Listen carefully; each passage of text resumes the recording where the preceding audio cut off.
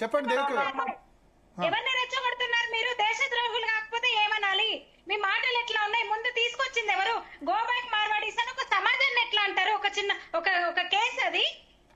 ఒక దళిత సోదరుడిని తిట్టాడు, అది కేసు.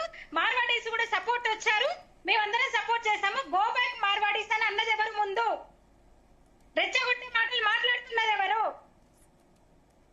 హిందువులను విభజించే కుట్ర అంటాను నేను. తెలంగాణ సమాజాన్ని రెచ్చగొడుతున్నారు వీళ్ళు. ఆయన అన్నది తెలుసు, తెలంగాణ ప్రజలు చూస్తున్నారు. 2-3 రోజుల తర్వాత వీళ్ళు ఎక్కడుంటారో తెలియదు. మళ్ళీ శాంసన్ అనేవాడు ఎవడసలు తమిళనాడు పార్టీ నుంచి ఇక్కడ పోటీ చేసి 30 ఓట్లు తెచ్చుకుని మొదలు పెట్టింది ఎవరు అసలు? బరాబర్ దేశద్రోహ బ్యాచే అది. బరాబర్ నేను ఇంకో మాట చెప్తున్నాను. ఇప్పుడు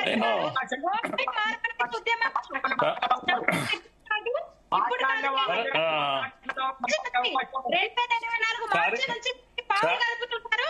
దీని వెనకాల కూడా వీళ్ళ ఈ శక్తులే, దేశద్రోహ విద్రోహ శక్తులే ఉన్నాయి. 10 మీటింగ్స్ జరిగినాయి. వైశ్య సంఘాల వాళ్ళు సంప్రదించారు.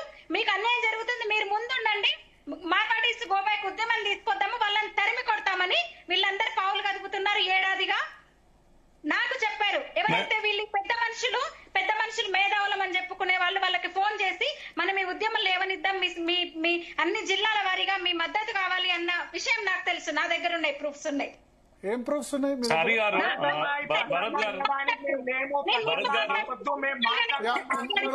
గారు ఇస్తారు, ఒక్క నిమిషం అవకాశం.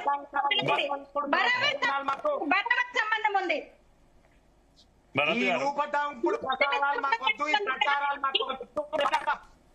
ఎందుకంటే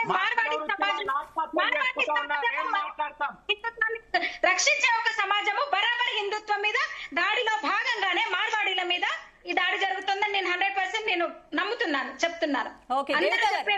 దేవిక గారు ఒక్క నిమిషం అండి. చారి గారు